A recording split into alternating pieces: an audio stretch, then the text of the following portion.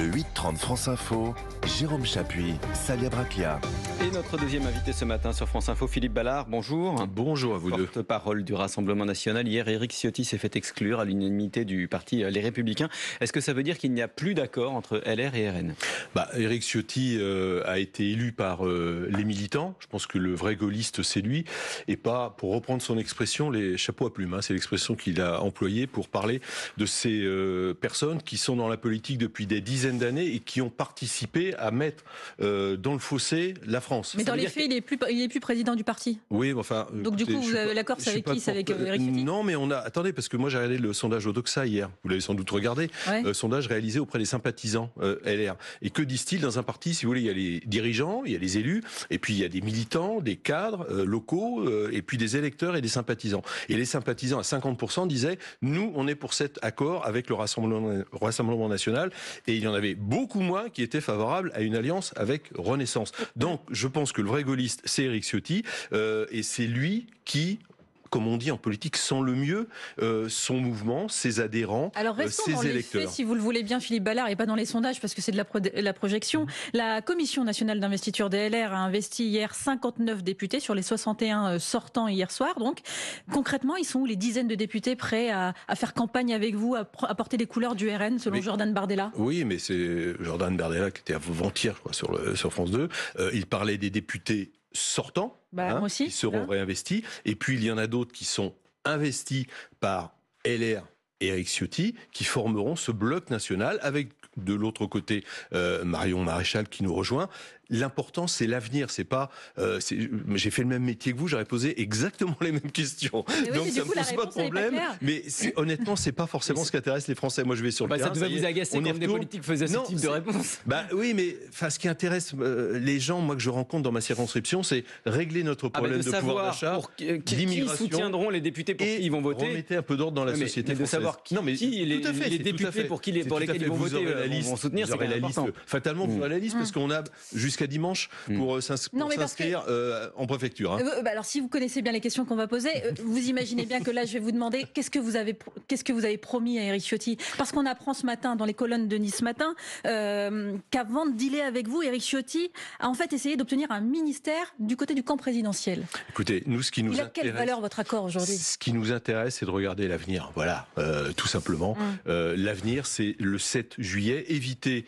Soit, parce que j'écoutais ce que disait Clémentine Autain, on a compris que la NUPES, c'était pas l'osmose complète, mais enfin, soit Jean-Luc Mélenchon à Matignon, d'accord, soit la NUPES renforcée par le NPA, parce que ça passe un peu sous le tapis. Le NPA qui, je regardais un tweet hier, se félicitait, se réjouissait. Voilà, le nouveau parti, c'est l'extrême gauche, c'est les limites Black Bloc, qui se félicitait qu'un commissariat ait été attaqué au mortier en région parisienne. Voilà, c'est ça la NUPES, et c'est LFI qui refuse de condamner clairement, c'est le moins qu'on puisse dire, le Hamas et de citer le mot terrorisme, et qui tient parfois des propos antisémites. C'est ça la NUPES. Alors c'est ça qu'on a justement le 7 juillet, puisque vous voulez regarder l'avenir, si jamais le RN était à Matignon, la réforme des retraites, vous l'abrogez ?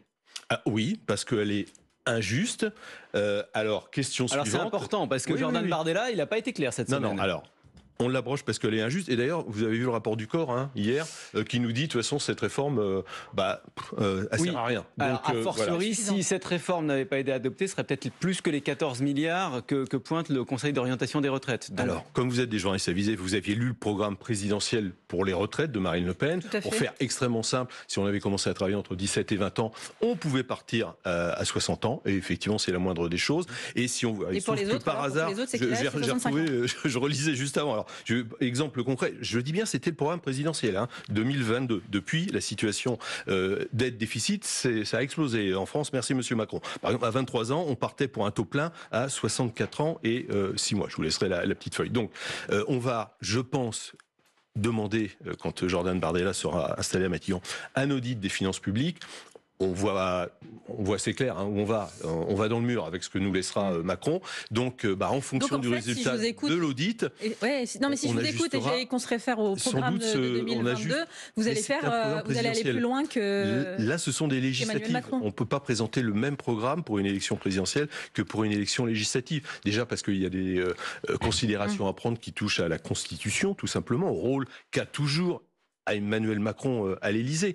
C'est pas Marine Le Pen qui est à l'Élysée. Si Jordan Bardella est à Matignon, il peut abroger la réforme des retraites. Oui, tout à fait, oui. Oui, donc c'est pas une question de prérogative. Mais elle sera abrogée. Ça, c'est voilà. Et remplacée par une autre réforme. Par une autre réforme qu'on prendra le soin de mettre, qu'on travaillera en fonction du résultat de l'audit des finances publiques. Voilà. Moi, si j'étais Premier ministre, la retraite à 60 ans, parce que ça, c'est une fake news qui est véhiculée notamment par les macronistes sur les plateaux télé-radio qu'on traverse. On nous dit vous êtes pour la retraite à 60 ans pour tout le monde. C'est faux, c'était déjà pas le cas. Donc vous êtes sur 64 ans minimum. Non, c'était dans notre programme, c'était 62 ans l'âge légal, mais on pouvait, je viens de vous en faire la démonstration, pour une retraite à taux plein, c'était 23. On commençait à 23 ans, c'était 64 ans. Une autre question, Philippe Ballard, sur la réforme de l'assurance chômage qui met l'emploi et pouvoir d'achat. Les LR la soutiennent, mais pas vous. Alors du coup, on fait quoi ? Mais cette réforme, elle va toucher les plus précaires en fait, ceux qui ont des boulots intermittents, ceux qui ont non, elle n'est pas acceptée. Et puis attendez, si on va jusqu'au bout, en France, il y a chiffre peu d'emploi, 5 300 000 demandeurs d'emploi. Il y a 300, c'est le chiffre qui revient souvent, 300 000, 350 000 emplois non pourvus. Donc il y a quand même 4 700 000 personnes, si on va au bout de cette logique, qui se retrouvent toujours sans emploi. Donc on peut pas laisser... Et la moitié des chômeurs sont indemnisés seulement. Et l'indemnisation moyenne, c'est 1 100 € de moyenne pour ceux qui sont indemnisés. Donc cette réforme, elle est... Mais attendez, juste une phrase. Qu'il y en ait... parce que ça, on l'entend souvent en circonscription. Il y a des gens qui profitent du système. Ça, c'est la phrase qui revient souvent. Alors, il y a sans doute, c'est les chiffres internes, 10-15% des gens qui, effectivement, sous diverses formes, profitaient de ce système. Ou qui fraudent. Ceux-là, ils doivent être sanctionnés. Mais attendez, on n'est pas chômeur par plaisir. Donc, on n'a pas besoin d'être sanctionné une deuxième fois. Donc, je précise d'ailleurs, parce que ça vient de tomber, Gabriel Attal, qui est chez nos confrères de France Inter il y a quelques minutes, a dit que la réforme de l'assurance chômage, le décret, sera pris le 1er juillet, c'est-à-dire le lendemain du premier tour, entre les deux tours des législatives, sur le principe même de ce décret qui intervient entre les deux tours. Oui, mais c'est ce qui est un peu, comme on dit, dans les tuyaux. Mais ça me rappelle un peu les votes de budget au 49.3, si vous voulez. Voilà, c'est un petit peu la même. On passe en force avec ce gouvernement qui est toujours en place et Emmanuel Macron. Donc il va être temps de mettre fin à ces méthodes, non seulement de travail, mais à mettre fin. Moi, j'ai écouté la conférence de presse d'Emmanuel Macron. On va peut-être en parler dans quelques instants. C'était quand même, comme on dit, lunaire. Non, mais juste, vous voyez où on veut en venir entre la réforme des retraites, l'assurance chômage, vos mesures là, par exemple, la baisse de la TVA à 0% pour les produits de première nécessité. Ces 3 mesures, par exemple, ces 3 réformes. Les LR, avec lesquels vous les scellez des accords, disent non, en fait. Donc, en fait, dans le fond, vous n'êtes pas d'accord, mais vous signez des accords. On va se mettre autour de la table. Il y a les priorités. Encore une fois, c'est pouvoir d'achat, insécurité, immigration et lutter contre cette dette et ce déficit qui ne cesse de se creuser. Enfin, 900 milliards, quasiment 1 milliard, 1000 milliards, de plus sous Emmanuel Macron. Le patronat s'inquiète de votre programme économique, en tout cas du flou. Alors là, je suis pas d'accord, parce que moi, il se trouve que je suis député de l'Oise. Moi, je rencontre des. Là, on vous parle du MEDEF. Mais moi, je les rencontre au niveau départemental et ils n'ont pas du tout, mais alors du tout, ce même discours. Donc, je suis très méfiant sur les prises de position au niveau national. Moi, quand je vais dans mon département, et je sais que pour tous mes collègues, c'est la même chose, le discours que l'on tient au niveau local, départemental, n'est pas du tout le même. Marion Maréchal, sur Reconquête. Oui, elle s'est aussi fait exclure du parti Reconquête parce qu'elle appelle à soutenir vos candidats, ceux qu'elle appelle la coalition des droites. Reconquête, c'est mort ? Écoutez, c'est pas à moi de le dire, c'est aux électeurs d'en décider, mais enfin, on voit que ça mène à une impasse. Et Marion Maréchal, elle est bienvenue au RN ? Et Marion Maréchal, elle fera ce qu'elle voudra, elle en parlera avec Jordan Bardella, avec Marine Le Pen, mais enfin, elle a appelé à voter pour les candidats RN lors des prochaines élections législatives. Mais qu'est-ce que vous lui dites ? Vous lui dites bienvenue ? Mais oui, Jordan Bardella veut faire cette union des souverainistes, des patriotes, de droite, mais aussi de gauche. Donc tous ceux qui adhèrent à notre projet sont évidemment les bienvenus dans notre maison commune. J'en profite, Philippe Ballard, que vous soyez sur France Info pour vous parler du service public audiovisuel. Je m'y attendais, pour tout vous dire. Eh ben, c'est très bien, puisque donc vous avez été journaliste, ça le confirme. Votre idée, c'est aussi de privatiser le service public audiovisuel, mais pour le vendre à qui ? Alors, Alors, on va pas faire ça pour histoire de se lever un matin, tiens, on va privatiser le service. Alors, pas le service public extérieur, ni tout ce qui touche au Dom-Tom, ni TV5 Monde, ni Arte, parce qu'ils ont des statuts à part. Et puis l'audiovisuel extérieur, c'est. Donc c'est quoi, c'est on doit France garder la main. Télévisions et Radio Donc, France. alors, vous vous rappelez, j'ai été journaliste, j'ai fait plus de 20 ans de syndicalisme. Donc, il y a 16 000 personnes qui travaillent dans ces structures. Donc, il est évident qu'il faut rassurer ces personnes. Ça sera pas fait à l'âge. Là, on se projette dans le futur.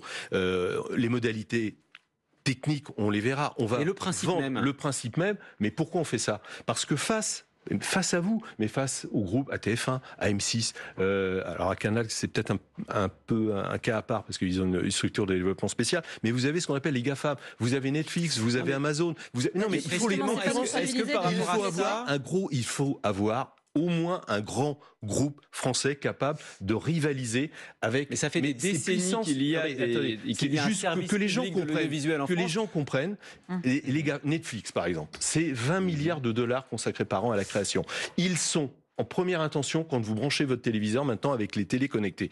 Pour l'instant, Mais en quoi Arcom a vous pu privatisez réguler. Pardon. Je finis juste une phrase. Allez-y. Mais l'Arcom a pu réguler avec ce qu'on appelle les 6G, faire en sorte que quand on allume son téléviseur, il y a une petite lucarne qui s'allume, on retrouve les chaînes de la TNT. Ça peut disparaître tout ça. En quoi Et donc, privatiser on le aura service droit- public, ça Eh ben, va le renforcer. pour permettre, service et je public comprends, audiovisuel. on entend aussi les interrogations des groupes privés. Vous entendez TF1, M6, qui dont sont pas très les chauds, actions d'ailleurs. ont On va chuté en bourse. privatisation du Eh service oui, public.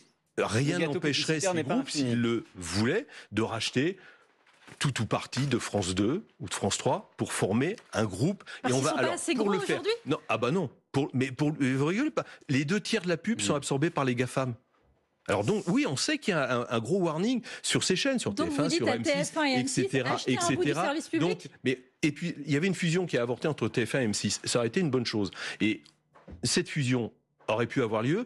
Il faudra changer la législation, entre parenthèses, parce que là, l'autorité de la concurrence a dit Bah oui. trop gros, ça va étouffer tout le monde. Donc, non, mais attendez, c'est des règles qui datent de 1986, qui régissent toujours l'audiovisuel. Mais vous n'avez pas répondu il y avait sur le 6 chaînes de principe même télévision. du fait que de supprimer le service public. On a absolument plus le temps, Philippe Ballard, mais vous D'accord. n'avez pas dit pourquoi le service Mais public c'est pour qui existe pour depuis permettre des décennies. d'avoir en France un grand groupe qui sera donc Est-ce que ça, privé, l'État, capable de rivaliser avec les moyens de avec l'État, Amazon, avec les moyens Disney. publics Ah bah non, Ça vous n'a pas avez de un sens. budget de 3 milliards, d'accord? Je vous ai 600 cité rien millions qu'un chiffre. pour Radio France. Et voilà. Et je vous ai cité rien qu'un chiffre pour la création consacrée à Netflix. Si vous rajoutez Amazon, si vous rajoutez Disney, si vous rajoutez, mais pardon pour eux, mais ce sont des nains. Ce sont des nains. Donc face à ces mastodontes, on ne peut pas se contenter d'avoir des nains. Merci Philippe Merci. Ballard, porte-parole du Rassemblement National. Salia Braclia, le programme des informés. Éric Ciotti trahit les LR, Marion Maréchal trahit Éric Zemmour. À qui profitent les crimes? S'agit-il vraiment de renforts bienvenus pour Jordan Bardella et le Rassemblement National? On en parle dans un instant avec Renaud Dely et ses informés. À tout de suite.